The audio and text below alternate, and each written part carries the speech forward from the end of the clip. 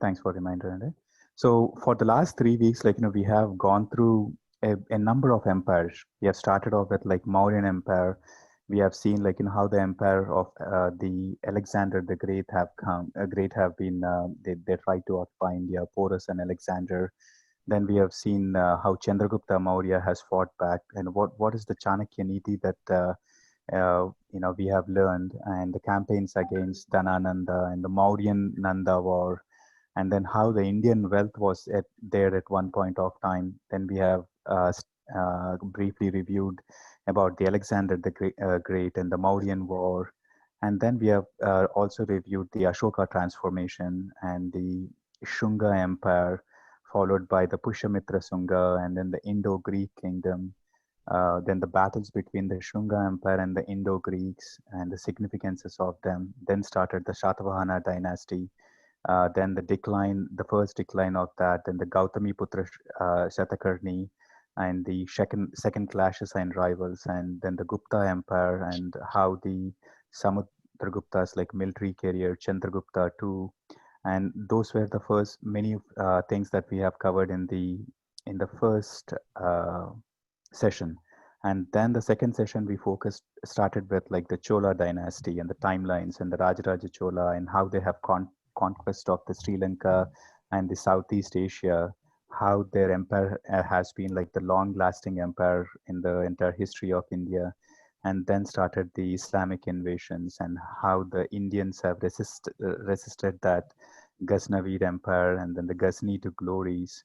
Then we have learned about Prithviraj Chauhan, and how he has fought against the Muhammad of Ghor, the Delhi Sultanates, and the Khilji rule, the Mongol Empire, and Genghis Khan's Khilji to Tughlaq dynasty, and then Rani Rudrama Devi's Prataparudra and Muhammad bin Tughlaq, and the rise and fall of the Delhi Sultanates.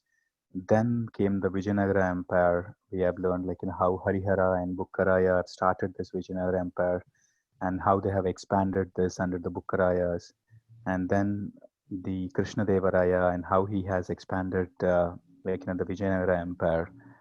Then last week we have been focused on the Mughal Empire, Babur and the first battle of Panipat. What were the results? Then we learned about Rangasana and then Battle of Kanwas. Then the initial Mughal expansion. We have learned about Humayun and how his conflicts were, Akbar and Akbar initial consolidation and the Mughal imperialism, then the siege of Chittorgarh, how Maharana Pratap have fought back, then the battle of Haldigarh, how heroic Maharana Pratap was and his horse Chetak was. Then we discussed about Rani Durgavati and then the Mughal Empire, and then the life in India, and then came the Maratha Empire, the great Chhatrapati Shivaji, and then Afzal Khan, and then the battle between Shivaji and Afzal Khan, and then the conflict with the Mughals, and how Chhatrapati Shivaji has expanded all over the India, then Peshwa Baji Rao, and so many other topics that we have covered in the last 3 weeks. And this week we are going to cover a very interesting topic about focusing just on the battles part of it. And last week, for all the last weeks, we had Chinmay covering all the topics, and today we have Swadesh, who's another youngster and is the Seattle Youth Board president, covering us the topic of battles. And the reason why I say today is even more interesting is when this was conveyed to His Holiness Sri Ichnajir Swamiji, he really appreciated the efforts that this youth have been putting together in bringing out these facts and explaining in the form of a story and all that. And moreover, Swamiji also has shared in regards to how history has been shaped from the first day of Kali Yuga, from a Alvar standpoint and all that. So I'm going to share that in the last 15 minutes of what Swamiji has asked us to cover. And followed by, there's also going to be more interesting sessions coming out in the future. So I'm going to talk about that in the last 15 minutes. And without any further ado, I would like to hand this over to Swadesh, who is going to talk more about the battles. Swadesh, over to you. Thank you so much, Karen Uncle. Let me just share my screen. Excellent. Can everyone see the slides? Karen Uncle, you can see the slides. Yes. Fantastic. Awesome. Thank you so much. I'm going to kick it off. Hi, everyone. Thank you so much for joining me today. I have a Sorry, really. one second, Swadesh. And Mhm. just as the some of the home rules, right? If you have any questions, please feel free to put them in the chat, and then we're going to have the last 15 minutes for like question and answer session as well. Okay. Yep, and Thank you. Chinmay will be helping me with that. So, yeah, thank you for that note, Karen Go Uncle. ahead. Hi, everyone. Thank you so much for joining me today. I have a really hard act to follow. For the past couple of weeks, we've been learning from Chinmay, and he specifically was giving us, a really in-depth look at history in general. I'll be giving us a look specifically into the military history of India and specifically into the window between Alexander and the middle of the Mughals. So I won't actually get to go through all of history, but mostly we're going to be focusing around 3 or 4 main battles and using those as the pivotal points of our history. One takeaway that I really want everyone to take from this is most of the time I'll be spending is going to be talking about the invaders. So, you know, from the Greeks to the Afghans, the Turks, the Mughals, the Mongols, the British. But the idea that I want everyone to take away is that our country has always kept fighting no matter what the circumstances.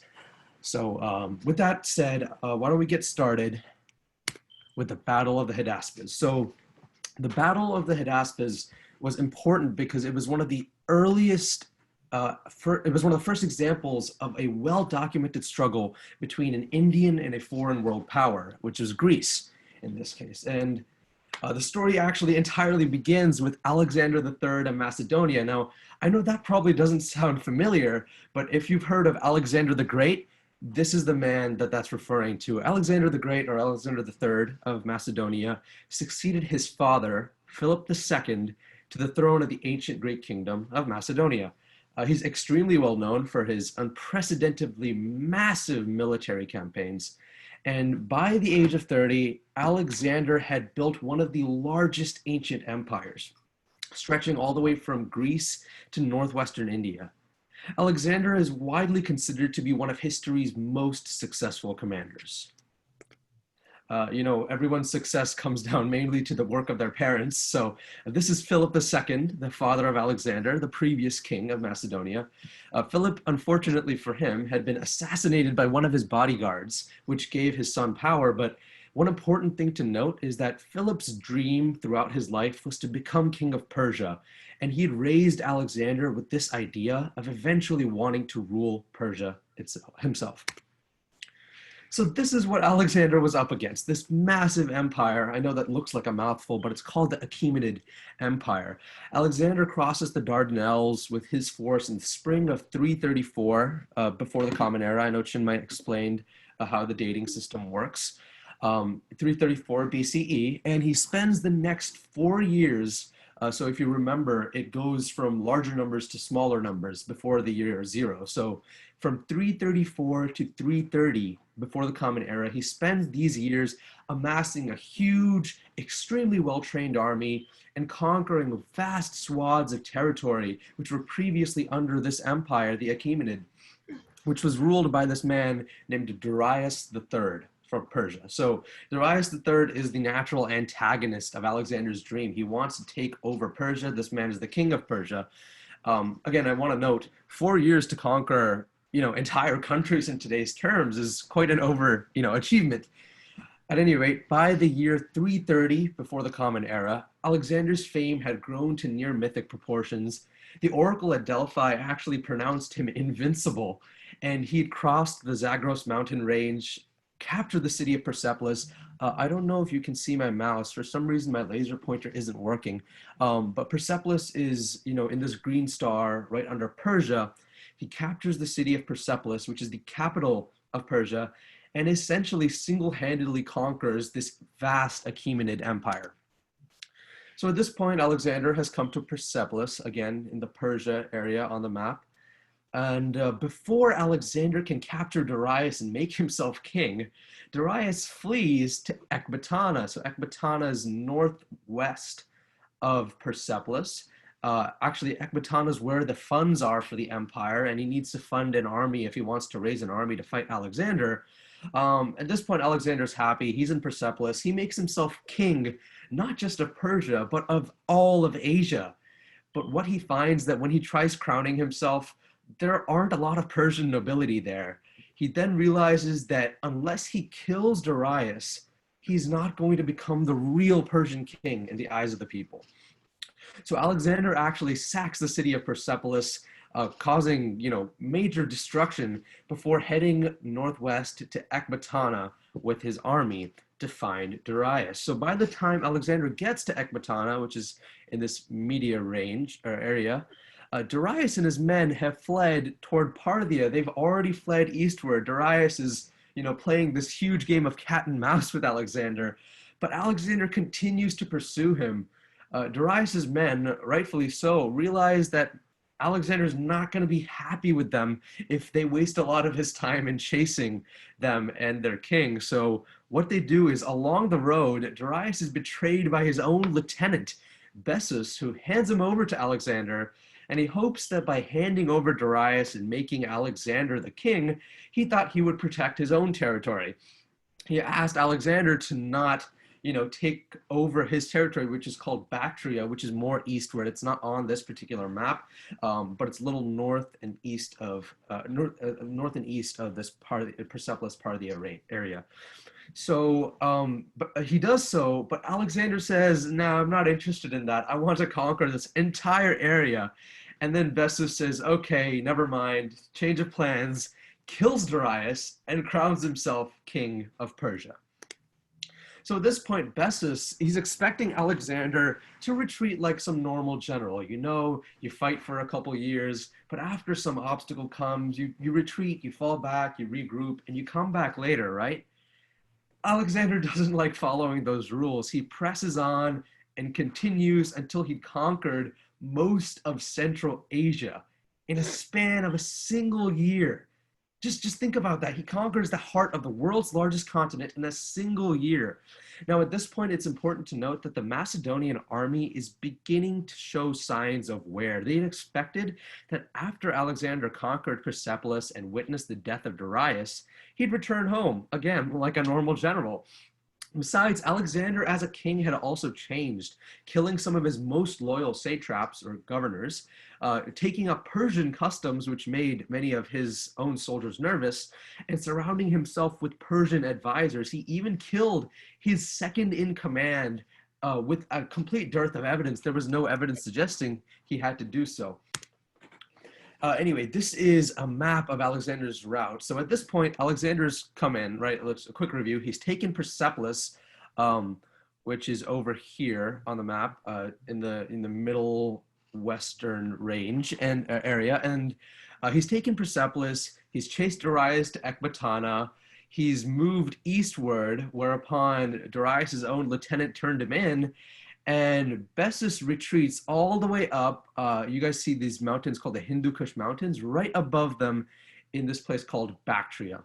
Alexander's down here, right under the Hindu Kush in the area around Kandahar. So Bessus is up here in Bactria, and by this time, it's late winter. He's shocked. He's like, come on. I know Alexander's he really likes doing his stuff, but he's not gonna cross these treacherous, snowy mountain passes in late winter, is he?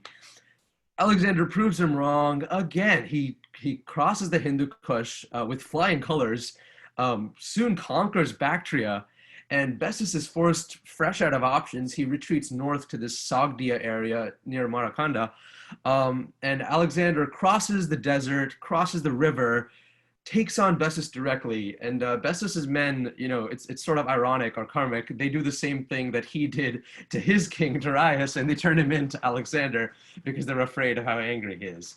Alexander kills him and finally names himself the undisputed king of Persia. He's very happy, spends the next year or so quelling revolts in the areas through military and marriage alliances. Okay, so how does any of this connect to India? Well, it does, because after Alexander crosses the Hindu Kush, and he's fresh out of enemies to battle, he's the king of Persia, the king of Asia, king of Persia, the king of Asia, and he sets his eyes upon this vast land, populous land, wealthy land of India, and he decides to enter Punjab near, right at the edge of these mountains near the Taxila area. He enters Punjab in this area. Now, it's important to note here that his men had been with him for the past 7 years. Could you imagine being with your general on the run, fighting military campaigns for 7 years without a chance to see your family or go to your home? They were extremely reluctant to continue, but Alexander completely bulldozed their wishes and marched forth to India and planted his men in Taxila by, I think, 327 before the Common Era. So the king of Taxila, or Taxila alternatively, Ambi, pledges his allegiance to Alexander, as do essentially all the surrounding chiefdoms. They say, he's got this massive army that's taken over all of Asia. We're going to submit to him. But there's one chiefdom, and I know it's a very blurry map, but this reads Hydaspes, which, if you were paying attention toward the start, you realize is the name of the battle. One chiefdom to the south of the Hydaspes River, ruled by King Porus, who was, from right around the south of the river. Alexander found that his not wanting to surrender was unacceptable, and they met at the Hydaspes in battle. So just a really quick note about Porus. He was a brave and noble Indian prince who ruled the region between these two rivers. The ones in parentheses are the Greek names. The ones that are not are the Indian names. And concurrent with Alexander's invasion, he decides not to submit. And his main strategic advantage over Alexander is he has war elephants, which Alexander has and his armies have really never seen used in combat before. Porus is a physically fearsome warrior. Some accounts say he was over 7 feet tall, a very mighty warrior. Excellent. Cool. So this is where it's important that you can visualize what's going on. I know this might be a little confusing. Most of my visuals from this video are not going to be in the form of a chessboard, but I thought this would be the best way to explain what's going on. So the pawns in the diagonal are not actually pawns. They represent the river Hydaspes, okay? The black pieces represent Porus's army, and the white pieces represent Alexander's army. The kings represent, themselves, and the other pieces are their army. So as you can see here, Alexander's troops clearly outnumber Porus, but Porus, he knows the lay of the land. He can stall. He can wait for time. He's not impatient like Alexander is. So Alexander realizes that crossing this river is essentially, suicide. It's a certain loss because Porus has control over the river. So what he does is he moves these men. He moves these two bishops. These two bishops aren't actually two people. They're, two regiments of his army. He moves them southward, closer down to the A and B flanks. And what he finds is that Porus's men are actually shadowing his armies. So then he decides to take advantage of this. He starts moving his troops to the south, closer to the A and B in the bottom diagonal corner of the river. And while Porus's men are shadowing, Alexander himself crosses the river right to the north of that. So he actually feints them out. He fakes them out on a stormy night. Porus can't believe that Alexander actually crossed the river. He sends a son with a patrol of 2,000 men to verify it. The son is this bishop on G4. And unfortunately, Alexander's men had crossed the river, and they killed Porus's men. So you can see the strategy that occurred here. Alexander moved his men downriver. Porus matched him by shadowing his forces, and then Alexander crossed the river, killing Porus's son and routing his patrol. So at this point, Porus has done something very brilliant, which is he's essentially halved Alexander's forces. Alexander had more members of his army, but since most of them are stuck on the other side of the river, Porus actually has Porus's armies are actually outnumbering Alexander's armies here. So let's talk a little bit about strategy before the battle actually begins. So Porus puts his cavalry, which are his horse riders, on the flanks, so the sides of his army, and his infantry, which are his, standing soldiers, archers, swordsmen, in the center. He puts his elephants in the front because he knows that they're his primary advantage. Alexander, on the other hand, places his infantry in a phalanx. A phalanx is just a group moving in close position. You can see a good example of a phalanx in this image here. He lengthens their spears right before the battle because he knows that they're going to be fighting against elephants. These are called sarissa spears. And he leads the right-wing cavalry and leaves his left cavalry to a commander named Coenus. So at the end of the day, this is a battle between Porus's elephants, destructive, massive units, versus Alexander's phalanxes and cavalries. I'm curious to see whether people's opinions of how this battle is going to go is going to change. So I want everyone to make an internal prediction to themselves of who they think is going to win this battle. And then after the battle ends, you can evaluate your prediction. Excellent. So now we've zoomed in to this side of the river, the rightmost side of the river. The red troops are representing Alexander's forces, the green troops representing Porus's forces. You can see the front of Porus's army are 4 elephants. These 4 elephants are actually a number of hundreds of elephants, but they're represented by 4 on the map. Alexander begins his attack by sending horse archers in order to try to harass the elephants and make them lose control so they can actually bite Porus in the back. And he uses the arrows as cover to begin moving his cavalry in the right flank. So, this isolated bow and arrow over here are the horse archers. They've looped around, began shooting arrows at Porus's elephants, while Alexander moves his entire line forward to strike flush. Meanwhile, Porus begins moving his elephants forward. He's got a much slower charge than Alexander because elephants are slower than horses. Alexander's cavalry finally locks with the Indian left flank. So if you look at the left side of the screen, you can see Alexander is fighting against these Indian forces. The horse archers have completely looped around, and you can see that some of the phalanxes now have spears. These are the sarissa spears that I was talking about.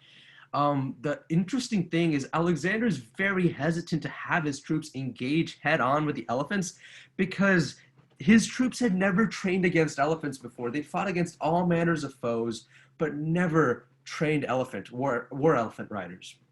So some of his men become uncooperative, but most of them lock into phalanx position and try to stab elephants with these big spears. The elephants have these mighty hides and armor, so it's not extremely effective.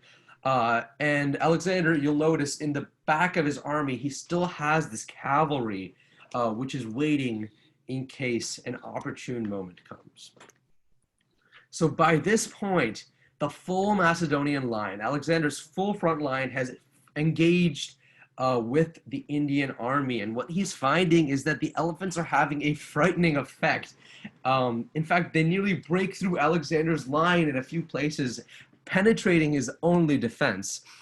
The horse archers have looped completely around and his cavalry begins moving in. So now Porus isn't so worried about the central line. He's like, oh, come on, my elephants are breaking through. You can see the elephants are trampling some of the phalanxes here. Some of them are facing a little more trouble. Porus looks around the battlefield like any good general and king does, and he realizes that his left flank is being overtaken. If you actually just look at these, 5 or so soldiers over the past couple slides, Alexander's men come in, they fight, and at this point, they're getting an upper hand over the Indian left flank. So what Porus does is, as you can see with this green arrow, he sends members from his right flank to reinforce his left, diverting chariots and cavalry. Meanwhile, Alexander's archers by this point have looped around the entire battlefield and come back. They're assisting Alexander's forces by raining down arrows on the Moravians. So this, shifting of Porus's men to the west actually signaled Coenus, who is one of Alexander's 2 commanders that he brings to the battle, commander of the leftover cavalry units, to circle around the Indian army and attempt to strike them at the rear. So he quickly moves his mounted troops to encircle the reinforcements, and bam, he strikes them right at the rear. He strikes the left flank. Now, at this point, Porus hasn't been able to get enough momentum on his front line, and his left flank is completely decimated by Alexander's forces. So what he's finding is, as he's not being able to pay as much attention to his elephant riders, some of his elephant drivers get killed by Alexander's archers and spear throwers, which ends up being extremely damaging to Porus, as unmounted, uncontrolled, hurt elephants can be more of a force for bad than good. So elephant forces are either trampling Porus's own men, or scrambling rapidly around the battlefield without really knowing what they're doing because their riders are slain. So I wanted to quickly pause the battle here. This is actually from the Alexander movie. It's the part where he fights Porus. I don't know if it's a very good movie, but it's a good visual. I'd like to quickly pause here. It's important to note that Porus's main strategic advantage is his elephants. Alexander's never seen them before. They're huge, can wreak absolute havoc when well trained. But with his elephants becoming unreliable and damaging his own army, Alexander is gaining an advantage. Yeah, I request that you don't annotate on the screen. Thank you very much. Alexander is gaining an advantage with his cavalry members taking over the elephants. So again, this battle was between Alexander's cavalries, which are light, quick, and deadly, versus Porus's elephants, which are slow and destructive. And now I'd like everyone to think back to that time where they predicted the course of action this battle would take, and see if you're going to have to reform your prediction at all. Excellent, cool. So we're back here at this position. Elephants are damaging the Poravian lines instead of hurting Alexander. And seeing the enemy gain an edge, you can see between these two slides that some of Alexander's infantry units are actually fleeing from behind.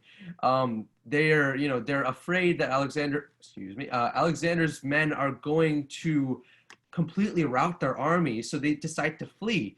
You guys remember this image, right? So Alexander moved northward with his men. He still got all of his soldiers on the other side of the river. They realize, and their general's name is Creterus realized that this is a perfect opportunity to cross the river while Porus is engaged. So Porus is fighting this battle on his front, and his soldiers are retreating from behind. Suddenly, Creterus comes in with the leftover Macedonian troops, and they completely slaughter the fleeing units and push forward to engage the Indian rear. By this point, Porus was taking inventory. The cracked pieces represent dead soldiers.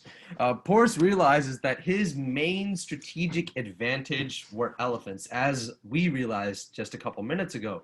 And his numbers, he had an outnumbering of Alexander earlier, but his elephants were all either dead or hurting his own troops, while his numerical advantage, was entirely stifled, entirely nullified, because Alexander brought in his own soldiers. At this point, Porus realizes that he lost, but he completely embodies that undying spirit I was talking about at the beginning of the battle. He never surrenders and continues to battle. He's finally captured, and the rest of his army is spared. So a quick look at the numbers. Alexander's force had between 40 to 45,000 men, and they suffered a loss of 1,000 soldiers. So all in all, a very successful battle. On the other hand, Porus, who's had a force of between 35 to 50,000, it suggested that he did outnumber Alexander on this side of the river. Over 12,000 of his soldiers were killed and over 9,000 captured. So it was clearly a victory for the Macedonians. When Alexander asks Porus, hey, you've fought this ferocious battle. This is probably the closest battle I've ever been in my whole life. How would you like to be treated? Porus tells Alexander completely, with a straight face, he says, treat me like a king would treat another king. And, this is such, Alexander is so impressed with his, attitude and his ability to stay strong even in the face of certain defeat, that he, in his, his undying spirit, that he appoints him satrap or governor of Punjab. So the Battle of the Hydaspes, it was a massive battle, one of the first situations where Indian state structures interacted in a military fashion, in a well-documented fashion with another foreign world power. And this is Alexander's last major battle. So after many more years have passed, it's 323 BCE by now. Alexander, he's grown over a decade on his campaigns, but he wants to expand even more. But his army is so unhappy with the fact that they've been on the road for the past, 9, 10, 11 years that they're completely done with Alexander. They mutiny and force him to retreat back to Babylon. Funnily enough, one of the causes for them wanting to mutiny was the Nanda Empire of Magadha, which Karen Uncle mentioned earlier, and Chinmay talked about in his presentations. I won't go much into depth of them, but we will talk about them briefly. The Battle of the Hydaspes marked the end of Alexander's military campaign. Actually, before he could fight another major battle against an opponent who was actually worthy, he died of an unknown illness in June of 323. So with Alexander's death, all of his massive territory from Afghanistan to Persia to the north of India, he conquered the Paravian territory. This is a massive land and it's violently fought over. You guys will find that there are 3 or 4 great conquerors. I don't want to, get into a great men look at history, which says that only a certain group of individuals were responsible for history, but there were a number of conquerors, and after their death, their territory was split up in an extremely violent fashion. You find this with Alexander, you find this with Genghis Khan, later with the Mongols, and after Genghis Khan and the Khanates, you find this with Timur. After he dies too, the Timurid territory is fought over viciously by his men. So one of the first examples of this subdivision occurring within his own ranks is with the Alexandrian territory. So but despite being a very powerful and adequate military commander, Alexander it wasn't exactly his strong suit to set up a kingdom properly. He might have been educated, but he may not have been educated in how to set up an economy or how to set up social classes, as opposed to how to set up a cavalry or a phalanx, which he was extremely good at. And what he finds is that the entirety of the Achaemenid Empire, which I showed you earlier, this vast territory, entirely collapsed. And the northwest of India, where Alexander invaded, was actually completely destabilized because Alexander, he comes in, King Ambi of Taxila and Porus and the other major kings in the area swear loyalty to him. After he dies, the kings don't really know what's going on. They're like, should we go back to normal? Is Alexander going to send someone? Is his son or successor, is somebody going to come here and take control? Anyway, complete destabilization occurs in the northwest of India, and in the western area, the proper area where Alexander's men were mostly in control and where his territory was mostly in great power, splits into this war called the Wars of the Diadochi. I don't exactly know how to pronounce that, but I'm assuming it's some variation of Diadochi or Diadochi.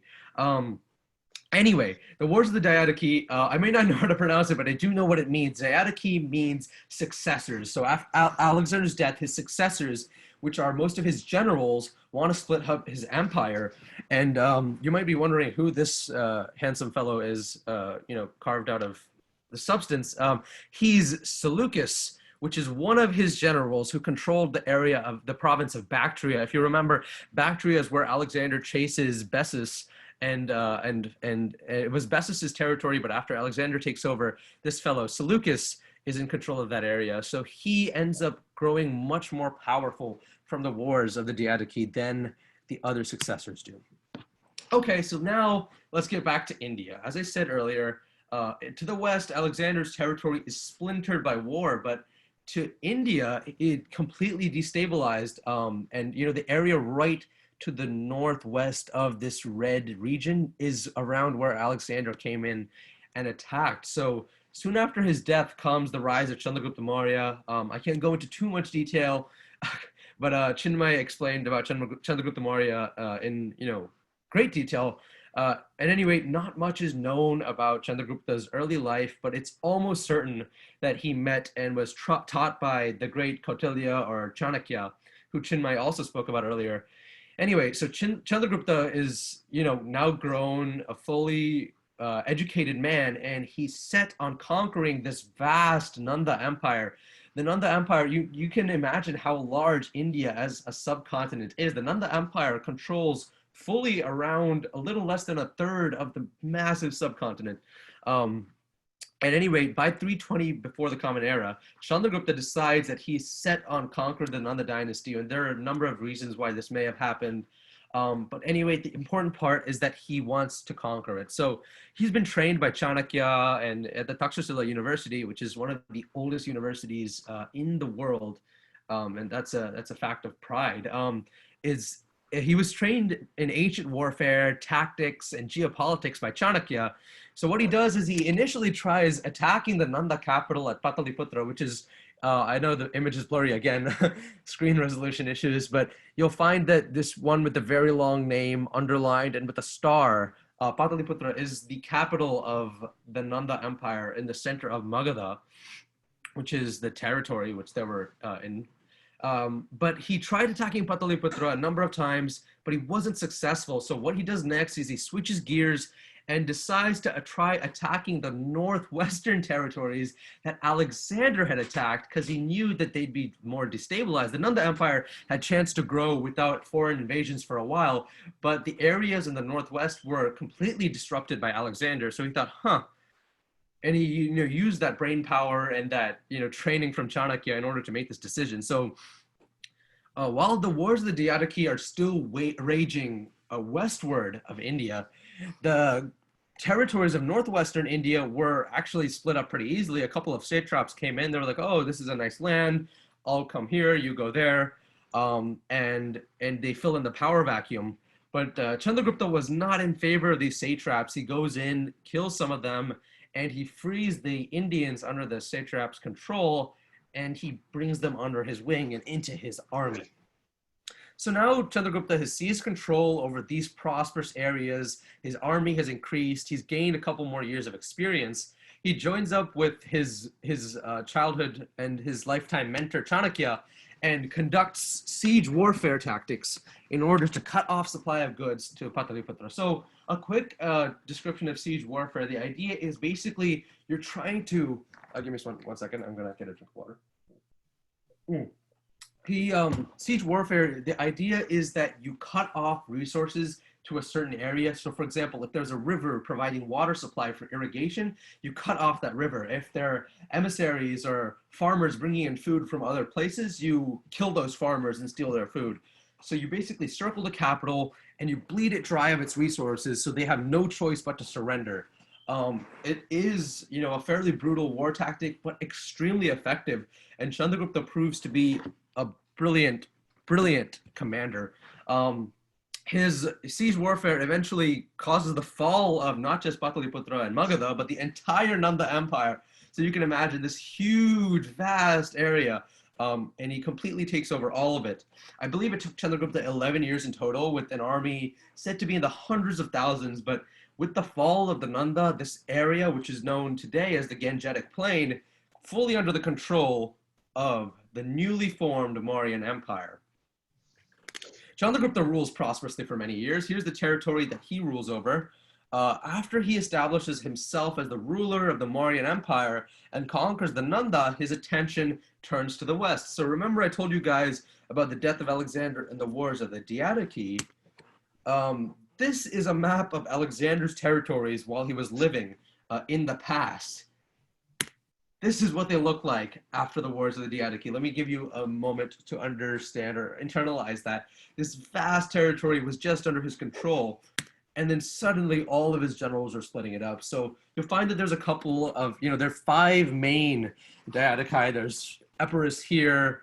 There's the area of Macedonia where Alexander originally was from, and Greece. There's Thrace right to the east of that. There's Sicily right down here. But you can clearly see that the two biggest things on this map are the oceans, or the water, and this vast yellow territory. So remember the guy I told you about before, Seleucus? He founds this thing called the Seleucid Empire and takes over this huge amount of territory. None of the other Diadochi are anywhere close to Seleucus's control over Alexander's area. He controls Persia, Persepolis, Bactria, Mesopotamia, and most of Asia Minor, where Alexander, had placed quite a large empire. So by this point, and on this map, the colors have changed. This, big green area is the Seleucid Empire. By this point, Seleucus has centered his empire around Babylon, and he's consolidated power from both Persia and Bactria, both important places, into his hands at Babylon. On the other hand, you guys remember, we just talked about Chandragupta. His empire, which is in India, is ramming up against the eastward front of Seleucus's territory. So Seleucus, in order to expand even more, he has to take on the Mauryan Empire. Historical documents showed that they had a battle, but it isn't very clear what exactly happened. We know for a fact that it was between 305 and 303, before the Common Era. The details are unclear, but basically Seleucus crosses the Indus River with his army, and Chandragupta traps him with some sort of brilliant trap. Again, we don't have clear documentation on this.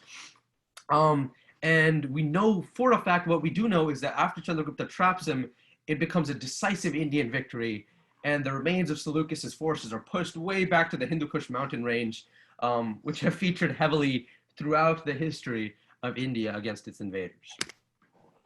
Okay, so Seleucus, who's got this massive territory, has been soundly defeated by Chandragupta Maurya. He's forced to give up, he's forced to cede the Hindu Kush mountain range, Punjab, which he had actually successfully gotten, a foothold in, and even parts of Afghanistan to Chandragupta Maurya in order to survive.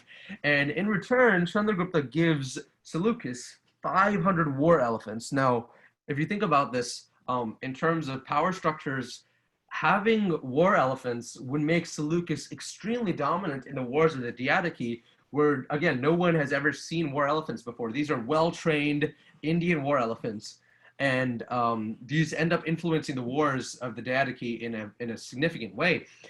To further cement their alliance and friendship, Chandragupta also gets into a marriage alliance with Seleucus's daughter. It's believed to be Seleucus's daughter. It may have been another female member of Seleucus's family, but documents would suggest that it is his daughter. Overall, the aftermath of this battle, this war rather, the Seleucid-Mauryan War, was mutually beneficial for both of them. They maintained a stable border, because if you think about it, the Mauryan Empire only grows southward and grows and grows and grows as time goes on. Their border to the west isn't actually touched because they've got this really strong bond of a relationship with the Seleucids, and they maintain friendly diplomatic relationships. In fact, the Seleucids later send over Megasthenes, a Greek, to document what's going on. And these relations on the Indian side are kept all the way through Chandragupta's son, Bindusara, and then his grandson, Ashoka. We'll skip over Bindusara. Ashoka is an important figure, specifically militarily speaking. I want to briefly touch on him because he had a huge legacy on India, military-wise. He's widely considered to be one of India's greatest emperors, and his campaigns stretched over the vast territory that we know as the Indian subcontinent and the Gangetic Plain.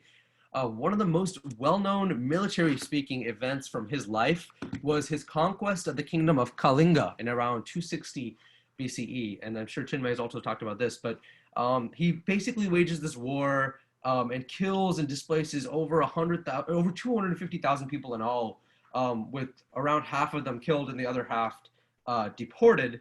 And soon after witnessing this, Ashoka converts to Buddhism. But the main point is that Ashoka, throughout his time ruling, he was a flourishing ruler who conquered most of the Indian subcontinent. So if this was the Mauryan Empire under Chandragupta, which stretches, from Pataliputra to Kandahar, this is the Mauryan Empire under Ashoka. He holds the border while expanding southward almost to the very tip, in the Chola area, which Chinmay has also talked about. He holds this border, expanding southward, eastward, westward, and he's a brilliant administrator. So with Ashoka and the Mauryan Empire, a couple years later, the Mauryas chapter in the history books come to the close, and the Gupta dynasty rises. So I'll just give a brief note concerning the Guptas. The Guptas are considered as the golden age of India, and as such, there isn't as much conquest from outsiders that's really going on during this period. So this period, from 320 BCE all the way to 550 CE is the full lifetime of the Gupta dynasty. And throughout this period, there's a time of great intellectual achievement, as Chinmay spoke about, but it's not a time where a lot of conquest from outsiders is happening. In order for us to talk more about conquest from outsiders, we have to skip all the way 100 years into the future to 632 in the Common Era and the death of Muhammad. So I'm not going to go too much into this. Basically, Muhammad was the founder of Islam, and when he dies, his power, his people eventually follow his close ally named Abu Bakr, and this establishes, let me explain what a caliphate is. A caliphate is an empire ruled by a caliph. So the first caliph was this guy, Abu Bakr. Abu Bakr becomes caliph. I believe caliph means successor to the prophet or something like that. But he becomes caliph, and he starts this caliphate, which is an empire structure. The area here is vaster than the Rashidun Caliphate, which is what his caliphate is called. But briefly speaking, this is like 200 years of history in 20 seconds. The idea is, as time goes on, the caliphate goes less from a religious thing, less from followers of Islam, and more into a political thing. So after the Rashidun Caliphate is overtaken, the governor of Syria comes over and establishes the Umayyad dynasty. And when he does that, it becomes more of an empire by that point. It becomes, father to son rather than father to closest ally. And around 750 CE, the Umayyads are displaced by the Abbasids. Now, the Abbasids are descendants of Muhammad's uncle, and they use this to legitimize their claim to the caliphate. This map is a map of the Abbasid Caliphate. And the most famous of the caliphs actually, unfortunately, accidentally causes a civil war, which eventually leads to the collapse. But basically, it's important for you to know that after Muhammad died, power shifted, started with the Rashidun caliphs as a religious system, and then as it rose with the Umayyads and the Abbasids, it became more of a political empire rather than a religious construct. So it's under the umbrella of the Abbasid Caliphate that the next major wave in Indian military history comes. And that comes as in the form of the Ghaznavids. So a quick recap of what we've talked about India so far. India was ruled by a bunch of separate state structures at the start until Alexander invaded and forced them all to centralize under him. Alexander's death very soon after, 3 or 4 years after, ended up completely, destabilizing this territory. And then because of the wars of the Diadiki, this area was taken over by his satraps or his governors. The Chandragupta Maurya then used this destabilization as a way for him to conquer the Nanda and Pataliputra, and he solidifies and extends his reach. The Gupta dynasty's legacy is carried throughout with Bindusara and Ashoka, and the Mauryas, and then the Guptas take this legacy and move forward to achieve the golden age of India. So at this point, let's look back to the Abbasid Caliphate, to the story of a man named Sebuktigin. Sebuktigin is under the Abbasid Caliphate.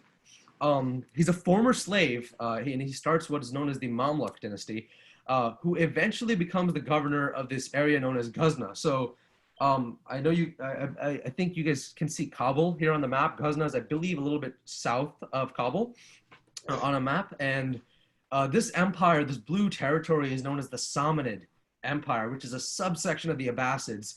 And as the Samanid Empire weakens over the years, Sebuktigin grows more and more powerful. Ghazna becomes more of an imperial center, and he starts building a kingdom around his city. He ends up expanding all the way so that when he finally passes on the power to his son, Mahmud of Ghazni, he's able to continue this expansionist policy.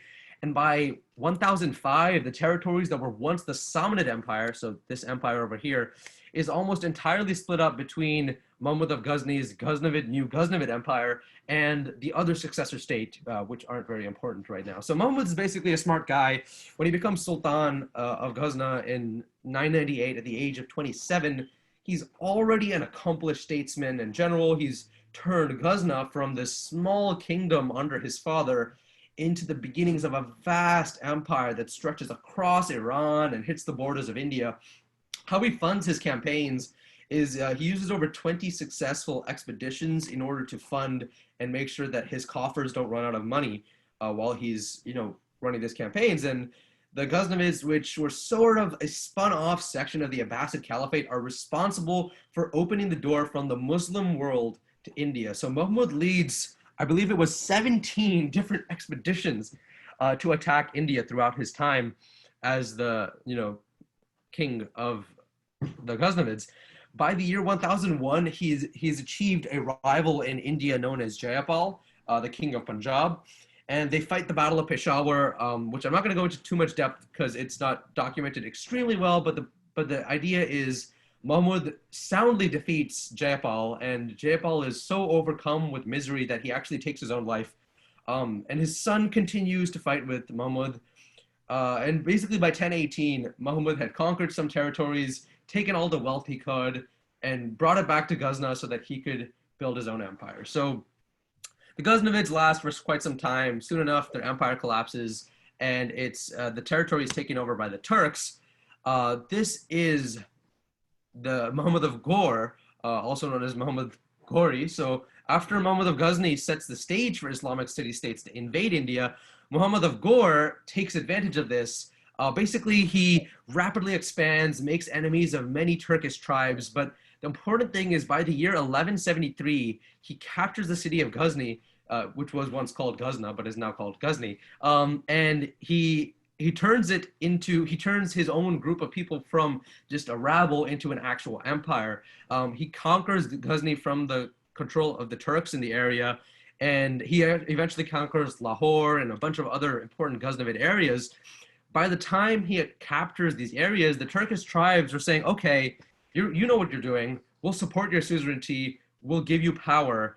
And eventually, after his brother dies, he becomes the sole sultan of the newly formed Ghurid Empire until around 1206. Cool. So again, why are we talking about the Ghaznavids and Ghurids? Is because they set up the Delhi Sultanate. So Delhi was one of the territories owned by Muhammad of Ghor, specifically under his general Qutb-al-Din Aibak. And Qutb-al-Din Aibak is, he's in Delhi. And by the time Muhammad of Ghor dies, Qutb-al-Din creates this dynasty, as I mentioned earlier, the Mamluks, which the Mamluk actually means slave, people who were initially slaves rising political ranks. It was a very interesting system. It was a very different kind of slavery as seen in many years later as well. But anyway, the Mamluks take over Delhi and they begin building it into this powerhouse. So Qutb-al-Din has a slave who's called Iltutmish, who is shown here illustriously. And as Qutb-al-Din finally dies, Iltutmish rises and becomes the king and eventually essentially the founder of the Delhi Sultanate. So Iltutmish does a bunch of strange things. These people right to the left of him are the Mongols. He actually breaks contact with the Mongols, who are by this point the primary power in Asia, and slowly grows Delhi into an imperial powerhouse. So Iltutmish makes his permanent capital at Delhi, breaks contact with the Mongols, and soon after his death, the Khilji dynasty takes over and turns the Sultanate into a really powerful force. So this is, I mentioned the Mongols earlier. They lasted for a very long time. And again, I won't go into too much depth because I want to get back to India. But the idea is, I'm sure you guys have heard of Genghis Khan or Genghis Khan, alternatively. He was he was the great Khan. He was a great warrior and a Mongol who conquered this vast area. All of these colored areas were under his control, which is even more impressive than the Alexandrian conquest because it's much more vast. Just the Ilkhanate area was Alexander's territory. So he actually comes to the Indus River, fights a battle there, and he returns, but he never ends up invading India for some reason. So when Genghis Khan dies, as I mentioned earlier, when great conquerors die, their territory is split up among a bunch of different lands. So his vast territory was split up into these four different khanates: the Yuan, the Chagatai, the Ilkhanate, and the Khanate of the Golden Horde. So and the names are very interesting. I don't quite know the origin for Golden Horde, for example, but there's it's basically his territory split up. The Chagatai is the weakest of the four khanates, and when the Chagatai are looking around them, they think, huh, I have India to the south of me. I can't go east or else I'll mess with the Yuan. I can't go north, or the Golden Horde will be upset with me. If I try going west, the Ilkhanate, which were powerful at this time, are going to completely destroy me. I think the only chance I have is to try going south into India. So eventually, so by this time, the Mamluks and Iltutmish's dynasty lost control of Delhi. It falls into Jalaluddin Khilji, as I mentioned earlier, who founds the Khilji dynasty. So Khilji's own son, Alauddin, revolts and seizes control when he thinks his father's too weak. And it's interesting because Alauddin Khilji's he made a lot of changes to the empire. He took personal control over the army, charges high taxes, and kept prices low. Anyway, we've come to our second main battle of the day, the battle between the Chagatai Khanate and the Khilji dynasty ruling over the Delhi Sultanate. So this battle is known as the Battle of Kili, and the Chagatai send Kutluk Khawaja, their general, and he directly attacks the city of Delhi and beats back the Sultanate, who were led by this fellow Zafar Khan, who was one of the generals of the Sultan at that time.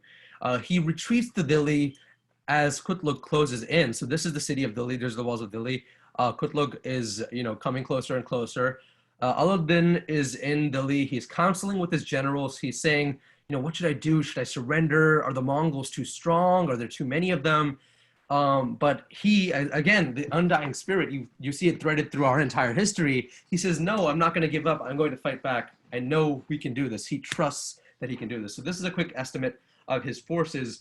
Alauddin actually has a larger force than Kutluk does, but Kutluk's forces are trained by the Mongols, who are effectively and arguably one of the greatest groups of conquerors in all of world history.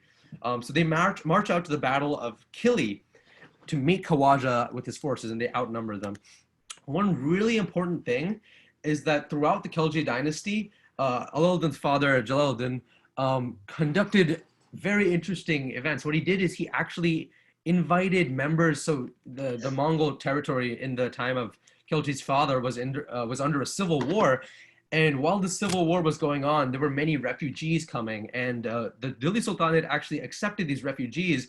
And what they found is, as they got more of these refugees, they knew about the Mongol tactics. They knew how the Mongols fought. So he's familiar with their tactics, and he actually essentially mirrors them. In the center, the red troops, by the way, are the Sultanate, while the blue troops are the Chagatai Khanate, so the Mongols. The Delhi Sultanate, in the center, Khilji himself is in the center.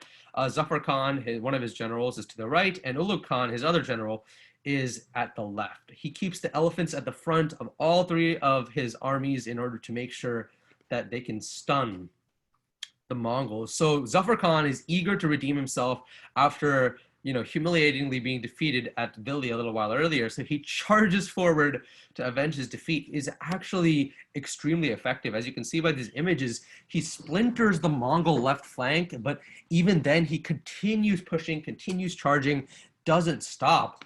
What he finds is that the army in the middle eventually ends up coming around to circle him. So he finds the middle Mongol force is coming closer, approaching his own army, and eventually they're able to circle Zafar Khan's army. Kutluk has completely circled, this is 1/3 of the Sultanate's army of 70,000 was the size of the army, as I mentioned earlier. The Sultan actually made no effort to save Zafar Khan. He knew that he was extremely popular. Zafar Khan was extremely popular in the Sultanate, and he didn't want to lose any power, so he actually just left Zafar Khan to die because he thought he was disloyal. Zafar, on the other hand, continued fighting and battling, And Kutlu Khawaja was so impressed with his undying spirit. I'm going to keep repeating it because it is truly lies through all of Indian history. He looks at him and he thinks, "Huh, you're really an amazing fighter. Would you like to join the Mongols? And I can make you a general." And then Zafar Khan says, "No, no, thanks." And then Kutlu Khawaja says, "No, no, no, no. Okay, fine. Not a general. I'll make you Sultan of Delhi. You can replace this, Khilji guy, and you can rule over one of the strongest imperial powers of northern India." Zafar Khan stays loyal to the last, and he's executed, which is unfortunate because his own, Khilji didn't trust him, but he ended up sacrificing his life to save Khilji's empire. So at this point, the Mongols think they've won. But while the Mongols are, and at this point, I'm just curious, does everyone continue to think in your mind, predict to yourselves, what do you think the events of the battle are going to lead to? As you can see, the Mongols have clearly circled the Sultanate forces at the Battle of Kili. Do you think there's any way that they can break out of this? Rhetorical question. Keep thinking about it. Anyway, what happens is as they're slaying all of these men, Khawaja gets seriously injured in the battle and dies of his injuries. So the Mongols had no choice but to retreat with the death of their commander. The Mongols attempted to attack again Delhi, I believe, in 1303, but they failed to make it through. It does beg the question, why were the Mongols so ineffective in India? There was never a proper invasion. I skipped over, many, many, many battles that have been less well documented than this one. And it's a very interesting historical question. So anyway, eventually what happens is this man named Timur rises up. He's Genghis's worthiest successor, even though he's not from his line. Eventually he defeats the Golden Horde. So if you remember that vast the Golden Horde Khanate, he completely subjugates the entirety of the Golden Horde single-handedly, and he hears that there's going to be more weakness in the Delhi Sultanate. So Khilji eventually dies, and he's succeeded by a number of different rulers. The Delhi Sultanate changes hands so many times at this point. Eventually, it falls into the hands of Tughlaq, who fights back another Mongol invasion. But Timur, what he decides is he really wants to raid. So the first place he attacks is at the Bhatnur fort. He defeats Rao Daljit, and he starts just sacking cities left and right. So at this point, the Sultan is way weaker. The Sultanate is nothing more than a puppetry.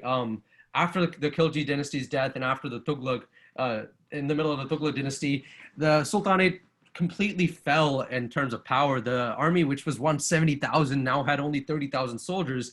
The Timurid forces are represented in gray, and the Sultanate is yellow. The Delhi Sultanate actually used poison spikes for their elephants and a number of grenadiers in order to attack. So what Timur does is he sends his forces forth. He runs them back and forth against the lines of the Sultanate, and he uses their cover to move his vanguard. So a vanguard is the frontal part of his army, which he leads, and he pushes forward. He actually comes to the right and conducts a sneak attack using the cover of these forces, and completely destroys the Delhi vanguard. So this, this group of cavalry members in the center completely overtaken by Timur. With the Delhi center gone, Timur sends his right flank into the attack, and he commands his left flank to attack too. The Delhi Sultanate's forces are pushed back more and more. The Sultan doesn't know exactly what to do.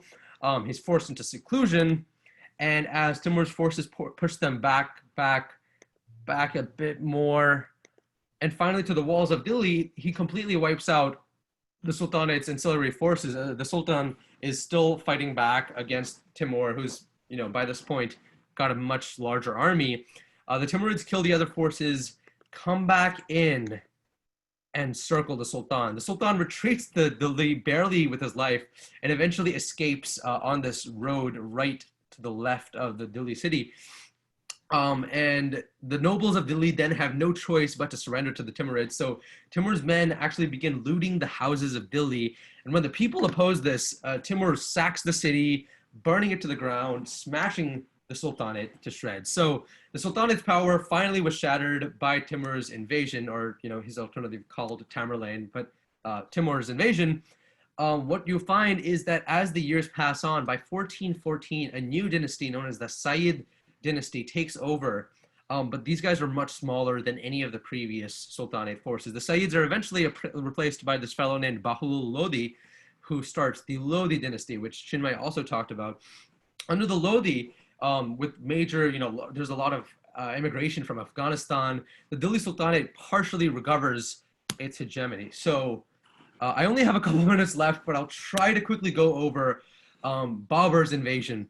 So Babur, alternatively Babur, he's the emperor and founder of the Mughal dynasty. You may have heard him before from Chinmay's presentation. Before that, he was just a 12-year-old refugee.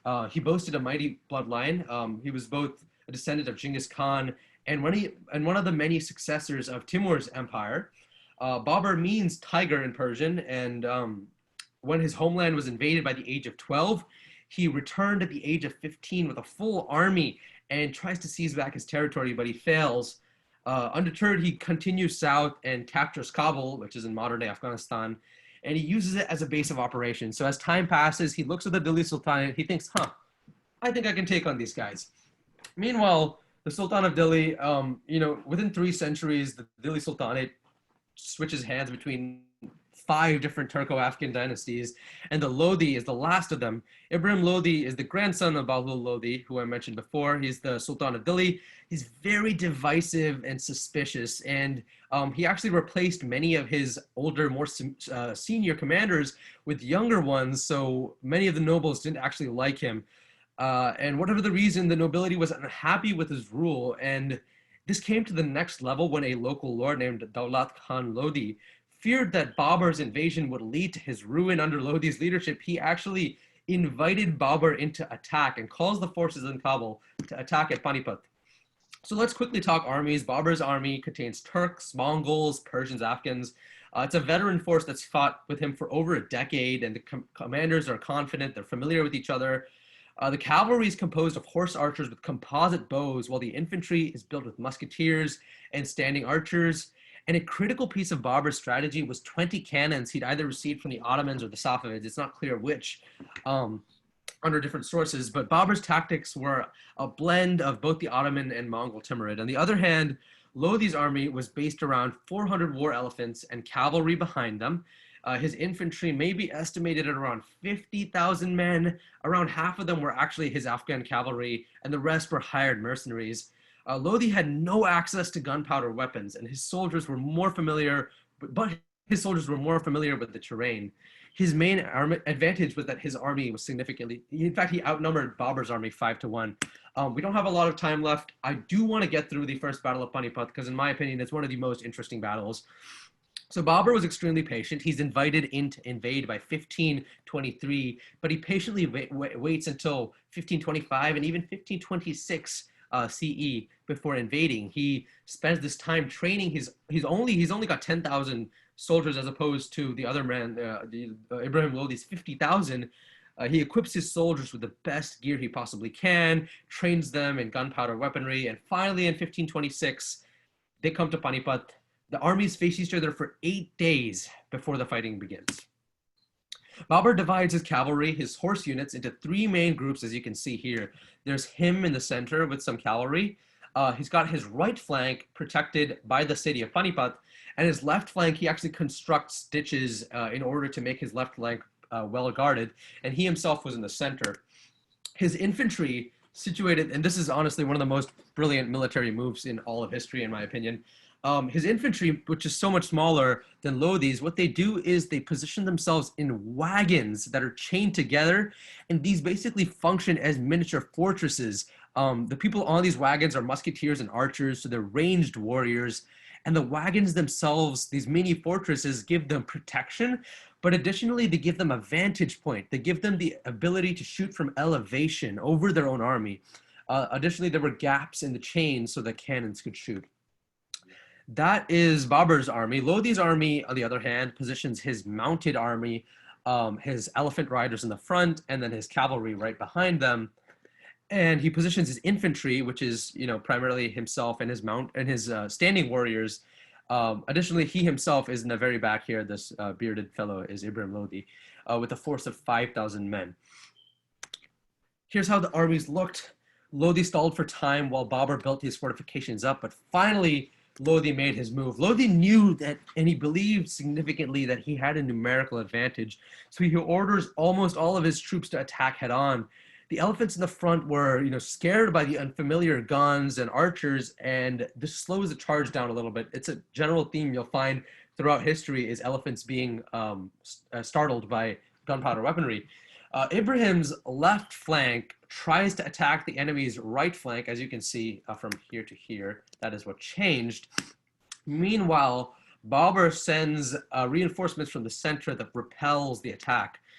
As the elephants are slowly either getting killed, shot by the musketeers, or retreating in panic, Lodi's side completely melts down and starts losing all semblance of order. Babur, knowing that he has an edge, sends both his right and left cavalries to attempt something called a pincer maneuver, which forces Lodi's soldiers, as you can see, they tilt outwards on the wings, which actually pins Lodi's own army in and restricts their mobility.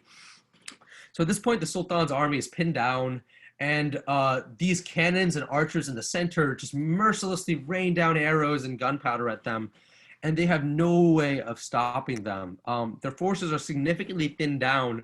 Babur realizes he has an edge. He joins the attack over here to the right, our right, and Lodi does so as well.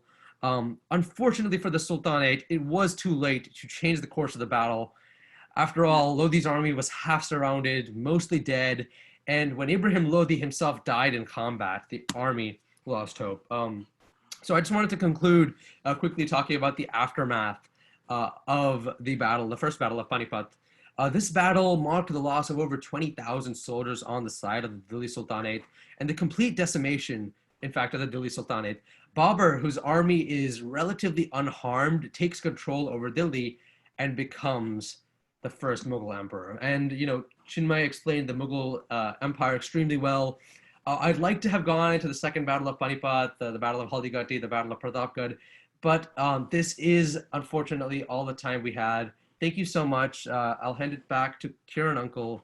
I know Kiran Uncle, I'll hand it back to you to take over the next portion.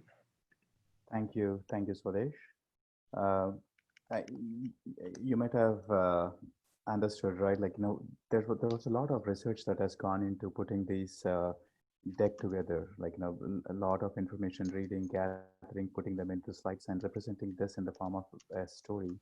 It has gone through a lot of hard work. One is like, India was like the most advanced and Bharat was most advanced and rich civilization in ancient times, and remaining true to the hereditary of the ancestors and then the Indian kings maintained the supremacy in that region, as you have seen. And that's what made like India like ultimate prize for the conquerors. As you might have seen, I I probably like in India was the most invaded country of all the countries in the world. It was because like conquering India was one of the most impossible tasks in those days. We have seen today how many battles India has fought. Achieving this feat meant a permanent footprint in the course of the history. And that is one of the reasons like why there's so many conquerors that were attracted towards India. And when I say so many times, right, like she was invaded many times because almost everybody failed to conquer India. If you look at the legendary Assyrians or the Persians were massacred in the battlefield, the undoubted Greeks, like who were shaken from the court just to a very low skimmerish, and the Central Asian barbarians like the Mongols, like were wiped out from the existence. And Hunas, like who were known to put an end to the Roman Empire, met their end on the other side of the Himalayas. And even Arabs, like did not even dare to look at the escape stouts before crossing the river Indus. And even the Turks, like were annihilated. And Mughals tried to survive because of their diplomacies that they have established with the people in India. Now, British was the only country which has become successful because of the traitors inside. And unfortunately, because of the traitors inside, like British were able to create that division between different kingdoms, and they were able to gain victory in India. But it still is an unfinished business to all, right? And we can only see these things from a different angle. If you look at it right in today's world, Hinduism is the only religion which worships like gods instead of any mortals. And like other three religions and the Abrahamic and the Buddhism considers like as human being as the supreme leader. But if you look at in the ancient India, like look at the Mayas or Incans or Egyptians or Aztecs or Summers or Astrians also, like in the people who were in the Middle East, where every civilization had their own version of gods and immortals. But if you look at the history, one by one, each and every one of them were erased from existence. Aztecs and Incas met their end at the hand of Europeans, and Egyptians have lost everything with the end of pharaohs, and were destroyed by the Arabs. And same thing happened to Assyrians, right? Now it is only India, Bharat, I have a where question. the ancient trend is still alive, and India remains as a last frontier. Hold on to your question, and this is because of the principles that we follow as a part of Sanatana Dharma, and it's because of the gurus that who were upholding this values, and gurus like Chinnaji or Swamiji and many other Swamijis, Shankaracharya and Ramanuja, Madhvacharya, and so many acharyas who have holded the Sanatana Dharma by the I have a austere practices question. that they have. Yes, what is your question? How come India was the most wanted? Are you guys able to hear me? Yeah. Yes.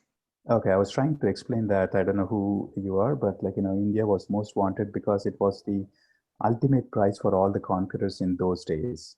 How come? Because it had so many riches. India was in the richest country in the world at that time. You might have seen Chinmay explaining the wealth of India. It was like the topmost country in the entire world with the wealth that we had. Okay. Okay, so let me share some of the things that Chinnaji Swamiji has shared with us. Give me just 1 second.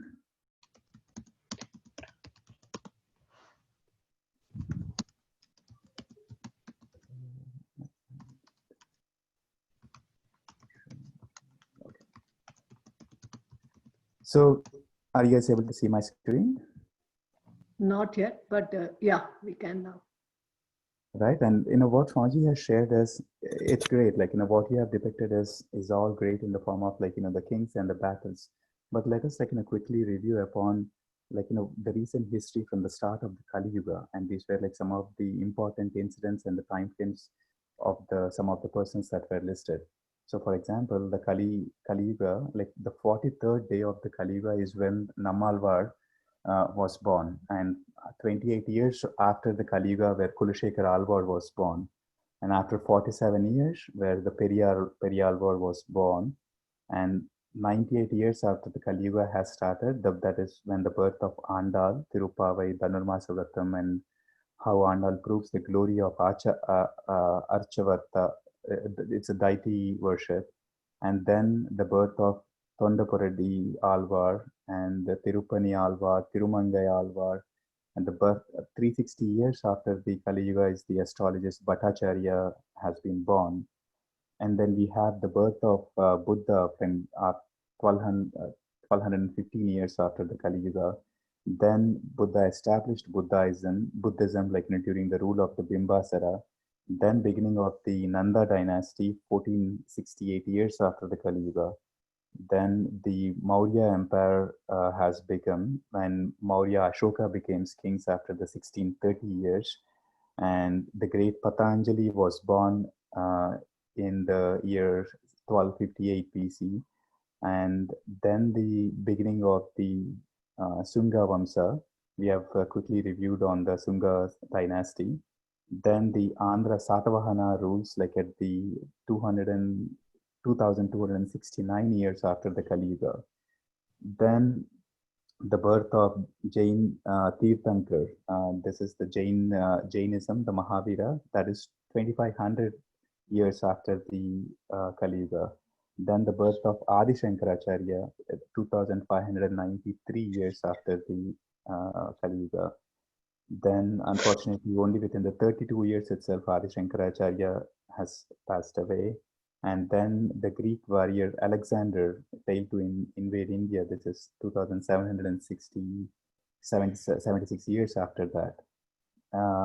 And as you can see, these are all the birth beginning of the Christianity and the Christ era is 3102 years after the Kali Yuga. And the famous mathematician Bhaskaracharya named mathematics as Leelavati after his daughter's name Leelavati. And the coronation of the king Bhoja happened in the 1638 BC.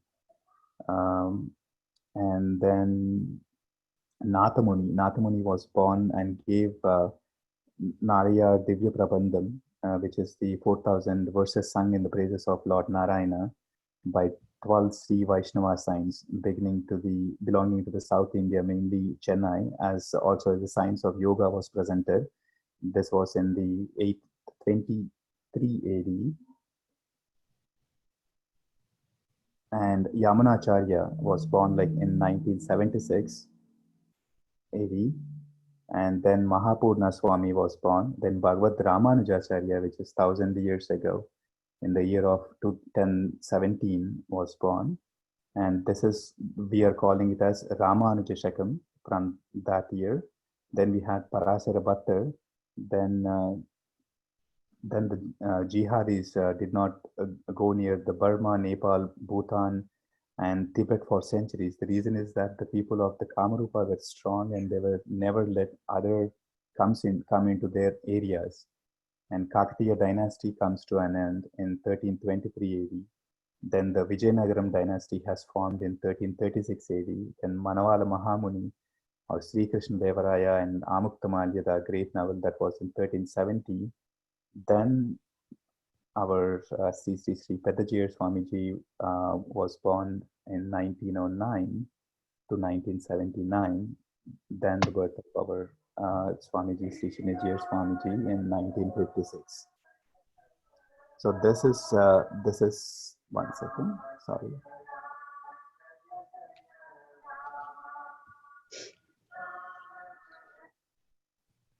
So this is history from the starting of the Kali Yuga of our main important dates and the main important incidents that have happened. This concludes our birth and history classes. And one thing that I wanted to take a few minutes to appreciate the work that Chinmay and Swadesh have put together in giving us this rich experience about our Bharat and history, and be able to relive some of the history lessons and even go in depth about like what we learned, and hopefully got an opportunity for these youngsters to learn about where our origins have come from. We are defined by what our history is, and we should be very thankful for all the kings and gurus who have done extreme things for us to be able to be where we are currently. Kiranji, I also want to add few lines, Yeah. Andy. So on behalf of Jet USA, I truly appreciate both Chinmay and Swadesh. They both are part of Seattle VT Seva Youth Board. And out of their personal interest, I heard they have learned and put these wonderful presentations together. So it took back, personally for me, it took back to my good old history memory classes. So it was really wonderful, and I personally felt a very incredible job done by these youth leaders, and looking forward to many more of these kind of great learning experiences that can be given to the younger youth generation.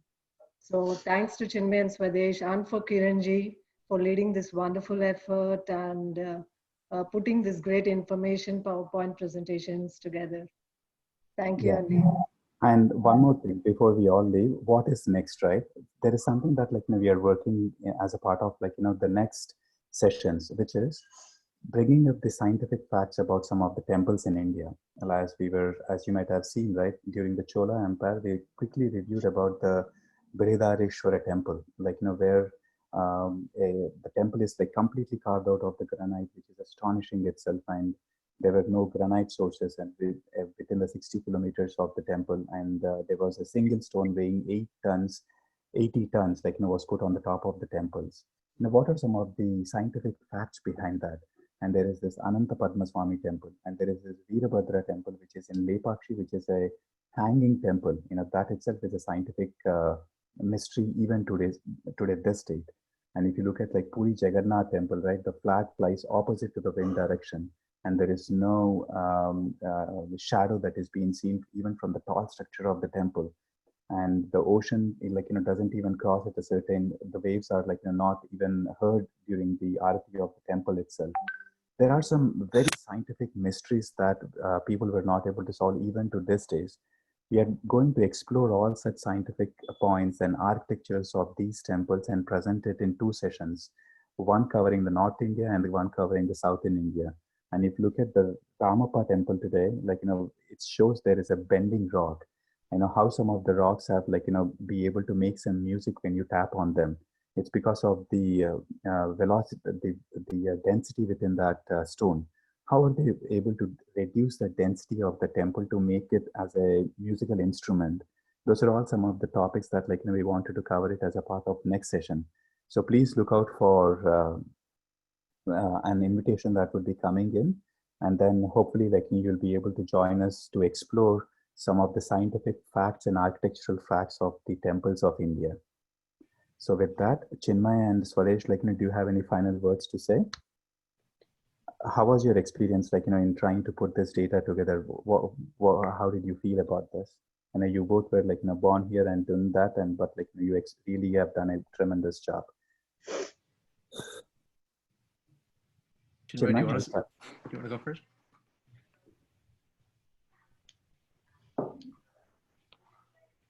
You can go first, Swadesh. Okay, thanks.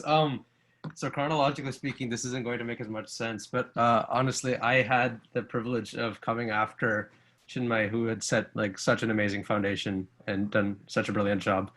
It was a pleasure. Honestly, Indian history is something that I don't think is taught to much degree, at least in the degree that we were able to go into it, in most American schools, at least in my experience. So having this chance to do a deep dive and try to share maybe a little bit of that so that someone else and somewhere else comes away with something that they hadn't learned before was really, truly a pleasure. And it was an amazing opportunity. So thank you so much, Karen Uncle and Chinmay, for setting it up and for setting up such a phenomenal foundation.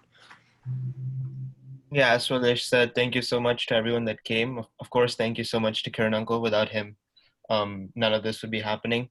And then obviously Swadesh also did an amazing job with all the battles and such. It was really captivating, really great presentation. And then, yeah, as also Swadesh was saying, forget just American history textbooks. Not even in Indian classes and Indian history classes do we really see Indian history being presented as it is. There's usually some politicized angle to it, whether it's a colonial narrative or whatever. It was nice for us to be able to take a look at our own history through our own eyes and not the eyes of someone who came and invaded us. So that was really good. Thank you, Chinmay and Swadesh. And I'm hoping that I don't have to present this. This is all for the Prajna, and I'm sure you all who are attending are aware of Prajna and part of the Prajna. But as you can see, there are many things that we could learn as a part of what Prajna course has been put together, from the daily prayers, twilight prayers, Haigriva Stotram, Bhagavad Gita, starting from module 4 all the way to 8, and so wanted to just share that this year enrollments are open, and if you have any questions, go to pragnaforme.org and register. And the other service organization that it's there under the banner of Chinnajesh Swamiji is the VT Seva, where we have 4 pillars: education, providing for visually unimpaired, underprivileged children, cancer awareness, environmental protection, disaster relief. So I'm sure you all must be aware of these 2 pillars. But if you're not, please visit the websites, and hopefully you can join us for our next sessions. Thank you all, and thank you Chinmay, Swadesh, and thank you Gauriji for hosting this one. You guys have a wonderful weekend, and we'll talk to you guys soon. Jai Shrimanarayan. Thanks, Jai everyone. Shri Jai Jai Shrimanarayana. Jai Shri Narayana. Jai Jai Shri Shrimanarayana. Jai Shriman Narayana, can you please share the recordings? We missed a couple of classes in between. Yeah, we will send all the links using the. We'll put it on the Registration cloud. information, yeah. Yeah. Thank Thank you so much. Jai Shriman Narayana. you. Jai Shrimanarayana. Jai Shrimanarayana.